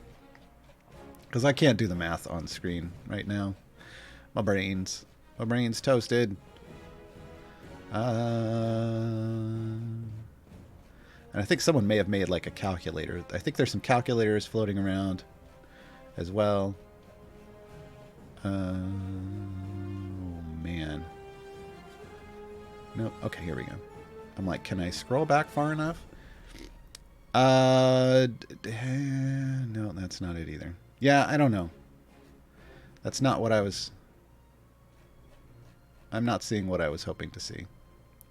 So yeah, off the top of my head, I don't know. But basically, whatever the total daily bonuses are, let me try to math it. 100, 110, 121. That's what? 210, 310, 331 plus 171 is 431, 432, 502. You need to be 502 based off 171 start, I think. So yeah, if you're doing it solo, you need to hit 171 on day 1. Like as your personal contribution. So again, that's this number down. That's the E. That's the E's at the end down here. 171. So I'm up to E134, right? So you've got to find a way if you're doing it solo to get to E171 or higher. What is that screen? I've never seen something new. Well, today we're talking about Universe Reverse. Today we're talking about the Trials of Mount Tiamat and the Legendary Forge system. These are things you will only see if you qualify. To qualify, you need to complete Elturel's Last Stand, which is the final adventure in Avernus. Can you run multiple parties in the trial at once and have their damage stack? I mean, it all adds. It's your total damage. It's all going to add together. So running multiple adventures is going to slowly tick up. But here's the thing. You'll be gaining, because of the way large numbers work, you're only going to be gaining, an order of magnitude or two at a time for multiple adventures. So you can creep, once you've soft capped and you've pushed deep, you can creep that number up maybe a little bit by doing more adventures, but you're only going to get, E1, E5, E10 more bonus by doing tons and tons of work. So just try to meet the minimum damage. If you're in a group, your minimum numbers are real low, because for normal, you need to average like 662 DPS per day, which means each person only needs to contribute, 120 something, like 100 or 130-ish, in a full 5-man group. And then, on day one, and then you toast it. Then you toast it. Because if you can meet the minimum DPS on day one, you're good for the rest of the week, right? Solo is where things get harder.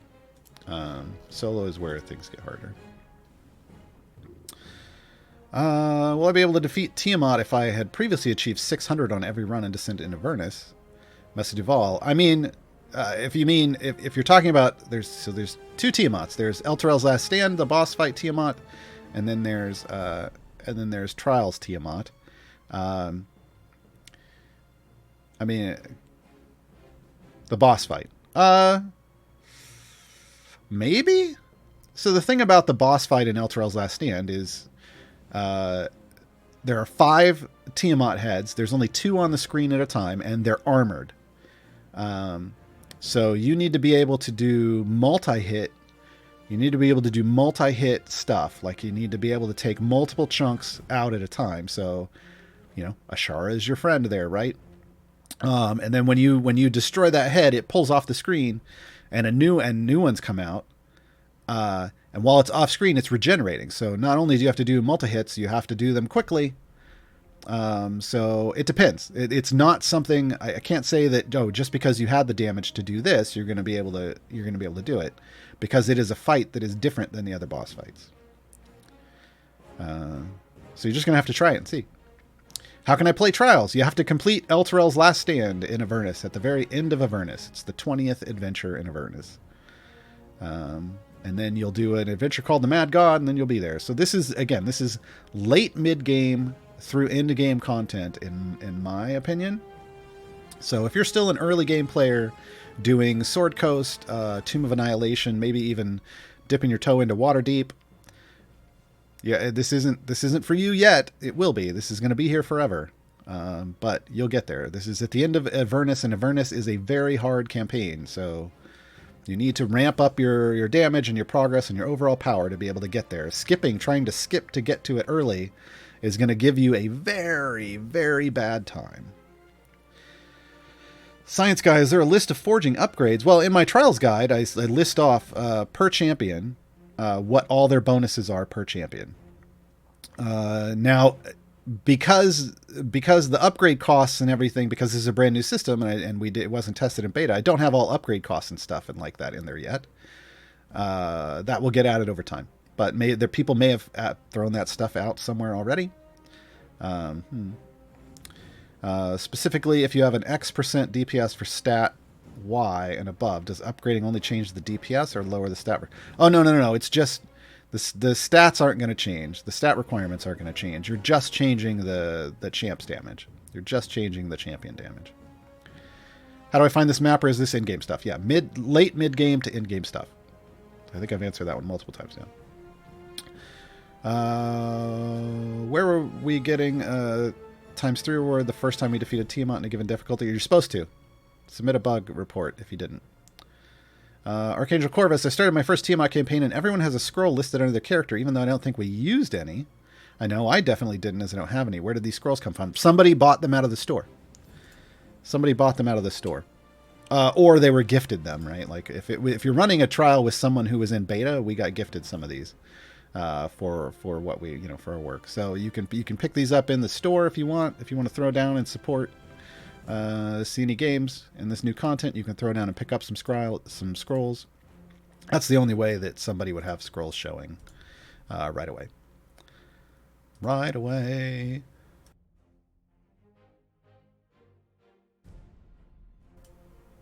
Okay, hopefully that muted that, folks. My Streamlabs froze right when I did that. Where can I see the Vile Blood? Only on that campaign creation screen. As we said before, that needs to be somewhere else.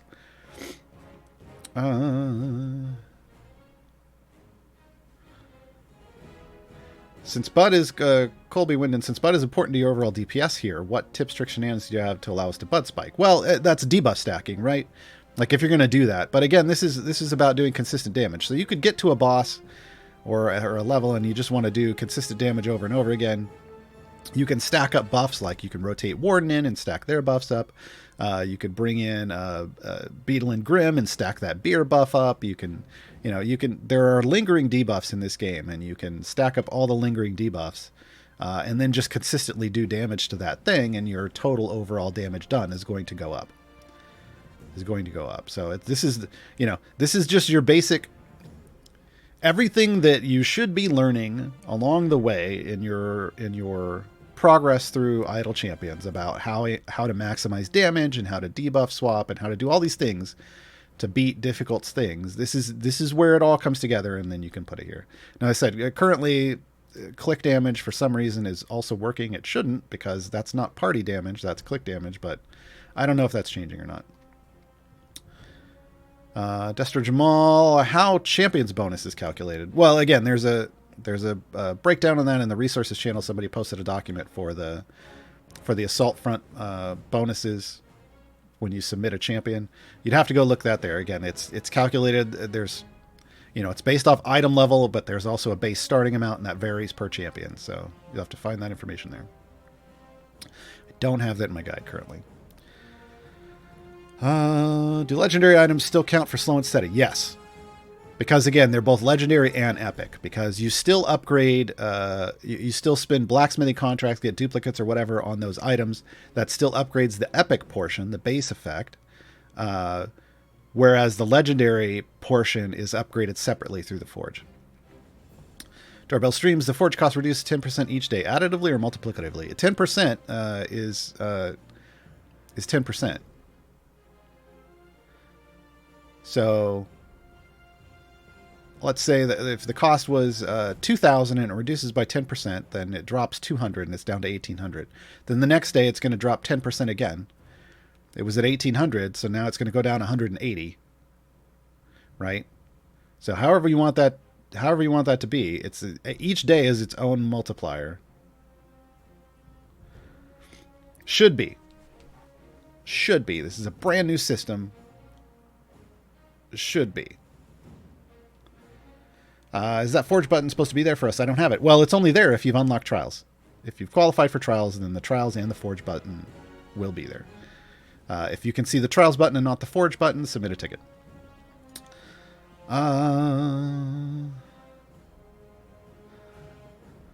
Almeida Alvaro, the bonus and scales work only for who put that champion or for everyone? Everyone. The assault party bonuses, like that you're putting in, like the assault front champion that you submit, provides bonuses to the entire party.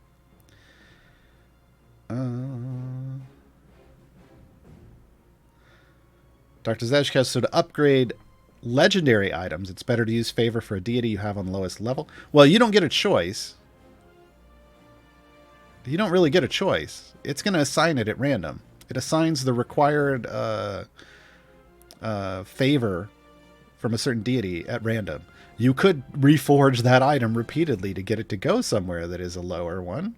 You could, but man, that's a major investment, right? And that's something you want to do later on. But like, you don't get a choice. It's gonna tell you what you have to use. The real bunny base, can I get the same legendary effect on every item of a champion? Yes. You should be able to, yes. Otherwise the system would be pointless. So yes.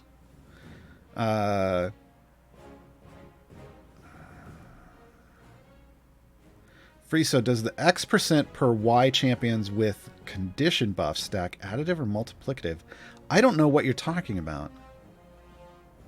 I don't know what the condition is. Are you talking about like 100%, like 20% per? I think what you're trying to say is, do the bonuses that say it gives 20% per neutral champion in your party or something, or per the number of champions with that have neutral alignment?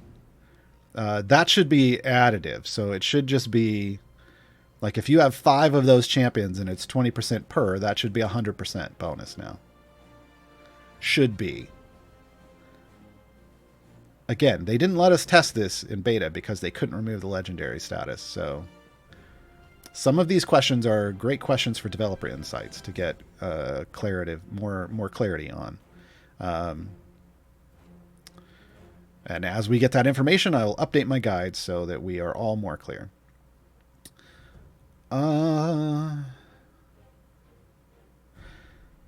Radiskull, there are bonuses that add damage to all champions and specific bonuses which add damage to specific champions, like strength greater than 11. If you got multiple different bonuses that add damage to all champs, is that bonus added multiplicatively or summed together? That's a very good question. I do not know if this is a all champs damages. Like if you have 6 different items that add all champs damage 100%, I do not know if those are all separate multiplicative against each other, or if those add up much like Modron cores. Because again, we weren't allowed to test this. But if you have an all champs damage buff, like if you get that all champs damage 100% on one item, and then you get like 150% for dwarf champions on another, those are going to be multiplicative against each other because they're separate buffs. I just don't know what happens if it's all the same. If it's all the same type of buff. It feels like it should be multiplicative, but we need a developer to confirm that, or somebody that has those to confirm that.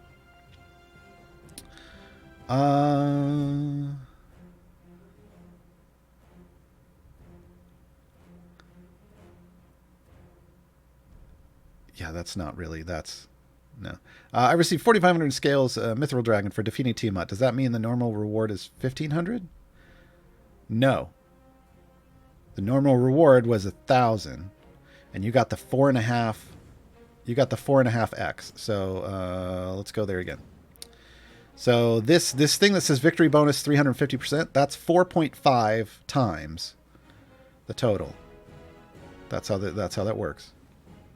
So you got the normal 1,000 plus the victory bonus, which would have given you 4,500. Mine's higher because I also have the champion bonus from Mako's. But it should have been a 3x. It's not, Dana Wolf, no. It's not 3x for the first time and 50% for victory. That's not, no.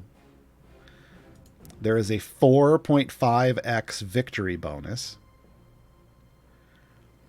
that is standard. Every time you banish Tiamat, if you completely banish Tiamat at any difficulty level, even if you're doing it repeatedly, there is that 4.5x multiplier, which translates in the game into 350%.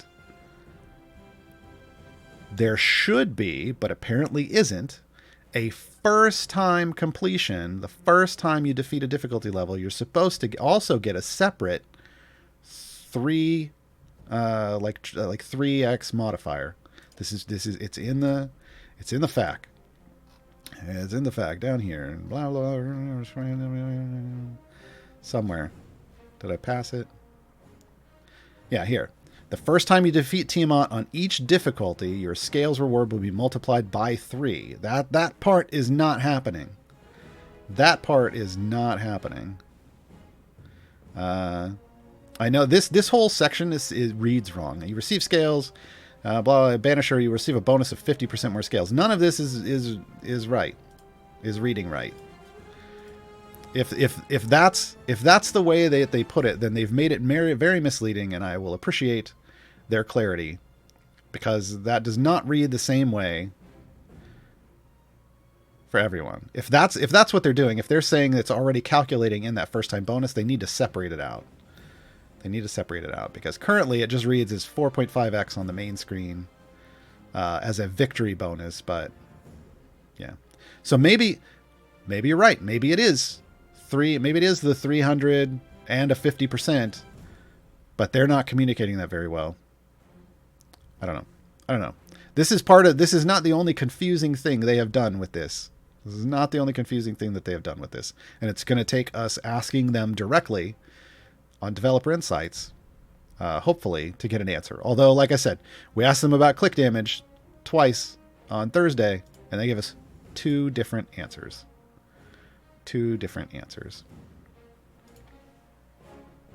I don't know what to tell you there. Yeah, Kevin. No, I know how they would get to. I know how you get to from 1,000 to 4,500. I get how that makes sense to people, but that's not the way it reads. Like in the two different places, it reads two different ways, and so I don't know. To me, it should be a separate thing. But yeah, I'm not going to keep discussing this because I think we could talk about this roundabout forever. But yeah, right now, super confusing. Don't know what part's broken. It's going to take the developers to clarify. I am not a developer. What Tiamat bonus does the nerds give? It's all champs damage, I think. I can't. Hold on. I've got it in a document somewhere.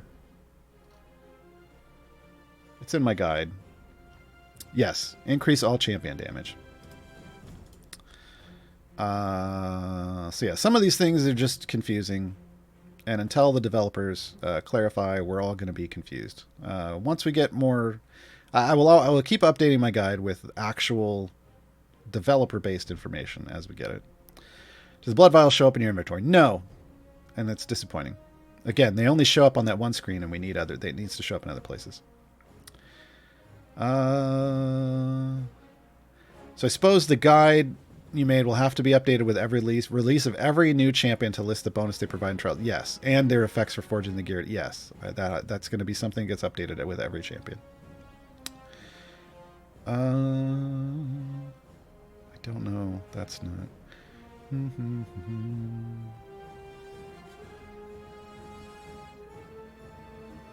of these questions are very confusing. How much favor is needed for Elturel stand? As much as you got, Riffraff. I mean, like I said, it takes E26 to buy all the blessings. You're going to want as much of that as you can get, so you're going to be aiming for the E23 to E26 range or higher.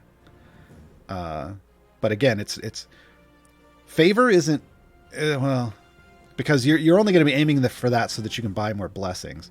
You'll be soft capping your champion before then. So in a sense, it's just the favor, the maximum favor you're going to be earning in Avernus is for as many blessings as you can get. But you're also going to need power from potentially patrons and Modron and your Modron core and stuff, right? But once you soft cap, the favor isn't as useful for your upgrading your champions. It's just there for blessings. Hamstead, can I beat 2 dragons in the next week? The normal one and 1 tier higher? No. You just get one. You have to go on 1 campaign a week. You choose the difficulty you want. The first Great Envoy, the first difficulty level of trial seems soloable. Yes. How soloable do you think higher difficulties are? It depends on what kind of damage output you can put out. Because the health goes up every tier. So I soloed one that was a couple. It wasn't normal in beta, but yeah, it's going to depend. It's going to depend on your personal DPS. It's very subjective. Vurio asks, if you reforge an item for another bonus, do you lose the legendary levels? It is my understanding that if, let's say you do dwarf damage 150%, and you take that up to level 2 and it's 300%, it is my understanding that if you then reforge to a different bonus, the upgrade level stays. Again, not entirely sure, but I'm basing that up here on this. Can I remove legendary levels from legendary equipment? No. Once an item is leveled up, it cannot be reverted back to a lower level. This is where I'm making that statement from. So, to my understanding, based off this, what I am inferring is that once you've upgraded an item, even if you switch it over, it would keep its upgrade levels. Now, if that's not the case, again, we would need developers to tell us, or some brave soul upgrade to level 2 and then reforge to something else. I would just ask the developers. That seems the safer bet. Gilding does seem to affect the epic damage bonus. Yeah, that seems to be a bug because we were told multiple times that it doesn't. And also, I think what it is it's not even gilding. Here's the thing. I had somebody that showed an ungilded item that was legendary level 1 and a gilded item that was legendary level 1, and they were both having their initial level 1 upgrade power doubled. So instead of showing 150% like it should, whether it was gilded or not, it was showing 300%. So for whatever reason, currently the first upgrade level is showing higher than it should be. And then when it goes to level 2, when it's supposed to double, you can tell it's a bug because then it was only going from 300 to 450 instead of doubling, because to that it was doubling because it should have been 150 going to 300. There was an extra 150 in there. So there is a visual bug. I don't know if it's actually changing, if it's actually increasing damage too or whatever, but there is a double effect on the current level 1 upgrades. Again, maybe if they actually let us test this in beta, we would have found this stuff before, but we're finding it now. Dan's, since scale cost cooldown for creating an epic item seems global, I did one item and when looking at any other champ it showed 2,000 scale cost. Oh, wow. Okay. So yeah, so if that's the way it's fronting, I thought it was going to be per item, but again, there was no way to know. So apparently it's global. Enjoy. If you want to upgrade multiple items in the same week, it's going to cost you more money, folks. It's going to cost you more money. So you're going to have to figure out what the best path to progression is for you in that regard. Is there a max legendary item level? No. But there is not technically, but functionally probably, because the costs go up so much each time that eventually it's not going to be in your best interest, to upgrade. It may take a very long time to get the amount you need. Do we get our champion back the moment we beat Tiamat, or is it locked for the full week? They should be coming back the moment you've actually completed, and it goes to the completion. You should get your Assault Front champion back. Do Steam players fight Tiamat only with Steam players, or is it cross-platform? It is cross-platform. This is a cross-platform system. Okay. Now, those were all the on-topic questions. Now I'm going to go back. What are evergreens? Evergreen champions are champions that you unlock, that you can unlock year-round. You don't have to do them in time gates or events. Like Hitch is an evergreen. You sign up for the newsletter in-game, you get Hitch. Nerds are a current candy promotional evergreen, which you get by buying Nerds and then filling out a form on a website. But then there's also evergreens that you earn in-game by playing the campaigns. Dritz is in the Sword Coast. Azaka and Dragonbait are in Tomb of Annihilation. Alcoria is in Waterdeep, and Rhea is in Avernus. And they add evergreens to campaigns over time. Does Corazone's ultimate obliterate Tiamat? I don't know. Corazon wasn't out when I fought Tiamat. And that's in Elturel's Estian. I'm playing a time gate right now. Does favor earned from a time gate stay for the next time gate? No. Once you complete the time gate, you're forced to convert that favor into a primary campaign. I just wanted to ask if you think having a dedicated gold farm team is worth using compared to, say, a speedrun team paired with a pure DPS team. So these are all different things used at different times. So your speed team is what you start off a formation with. And then as you start running out of damage to progress, you switch to a DPS team. Ultimately, that will be a pure pushing team. And then when you get to your wall, then you set up an Azaka farm and you switch in that gold farm team. So these are all used at different times. And ultimately, these are things you're all going to want to collect and build. Haven't been able to start the game since yesterday. If you're having bugs, you need. I can't help with that. I don't work directly for them, or I'm not on the support team. So you have to submit a ticket for any bugs you're running into. There are going to be lots of bugs. It sucks, but new releases comes with bugs. It's free to good DPS. She's solid. I use her a lot in variants. The best DPS in the game currently is Ashara. Second best is Zorbu, but those are just on pure numbers. Ashara is a core champion. You get them automatically. She used my first 3 time gate pieces to unlock Mert. Yes. Yes. Because then once you have Mert, you can start buying time gate pieces from him. It's my first time gate, and I just did Farida. First challenge, and at 51, but it doesn't have the check next to the objective complete. I don't know. I don't know. Again, I'm not who to bring bugs to. Sounds like a bug. I have a dumb time gate question. If I complete the 3 chests, is there any reason to free play other than for more favor? The further you go, Peligroso Cortez, the further you go, unique 100 levels, every unique 100 levels, you get a silver chest. So, maybe, maybe not. It just depends on if you can do that easily. The time gates hitting a level 100 gives a silver chest, but is it always silver or is it random? No, it's always silver. Can you formation stack in Trials? Can you stack Orkira stuff with this formation? Absolutely. Is it going to be super optimal? I don't know. I haven't tried yet. Is there a list of champions that get permanent stack bonuses like Zorbu, Torgar, and Black Viper? You just made that list, Harky Twitch. I've been playing this game since day one, so I have reasonably powered champions. My first adventure is stuck at wave 15 with an insane boss. Is there any particular penalty or reason to reset? If you're talking about your Avernus adventure, I mean, it sounds like you're having formation problems. There shouldn't be any reason you're stuck on area 15. I don't know. You're going to have to go to the Discord, the hashtag formation channel for that. Any tips for starting? This is a pretty deep game by the looks of it. It is a very deep game. My tip is to, generally speaking, join the Discord, hit up the subreddit. I have a lot of guides. I now have 102 actively updated guides on the subreddit.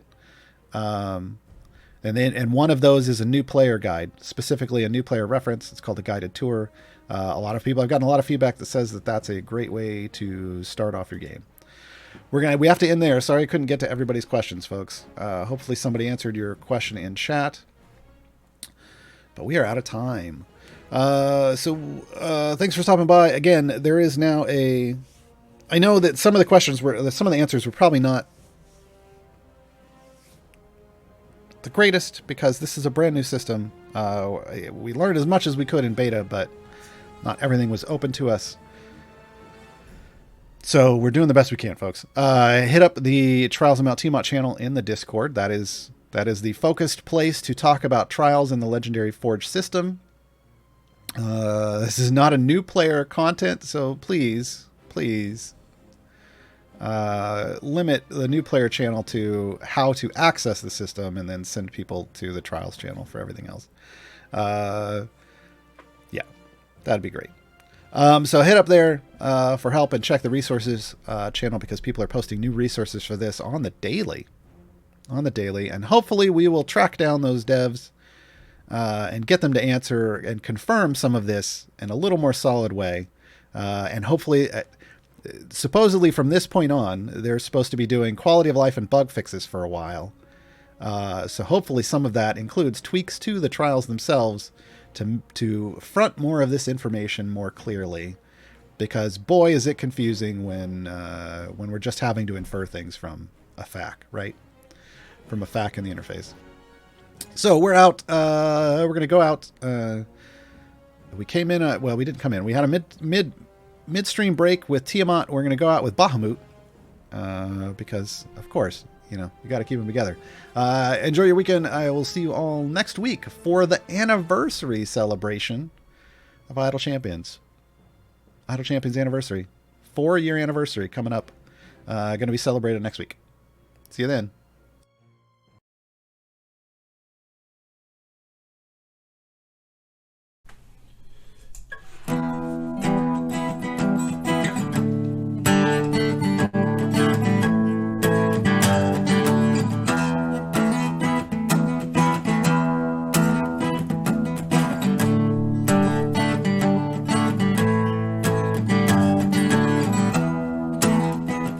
Shining beacon in the sky, guiding light to those who cry for justice.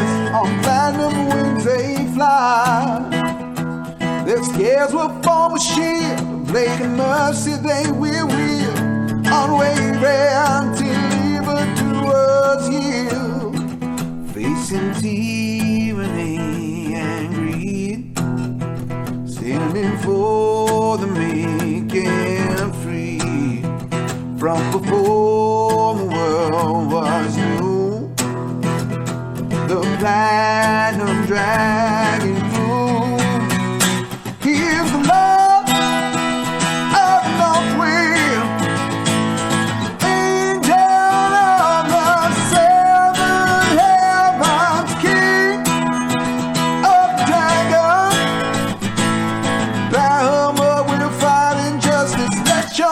that he can trust us.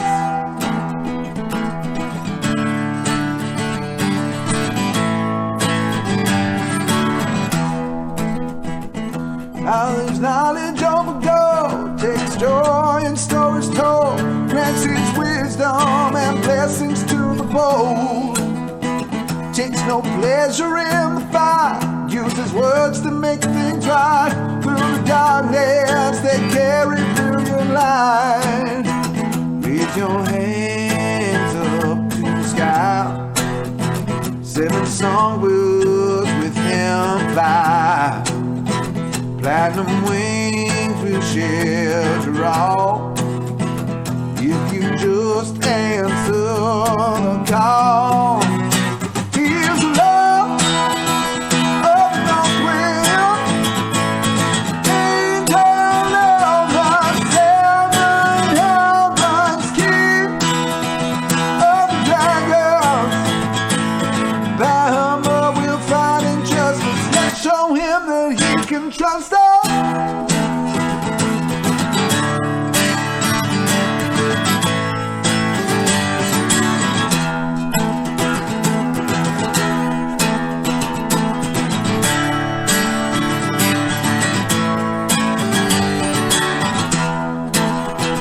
Here's the love of the north wind, angel of the 7 heavens, king of the dragons.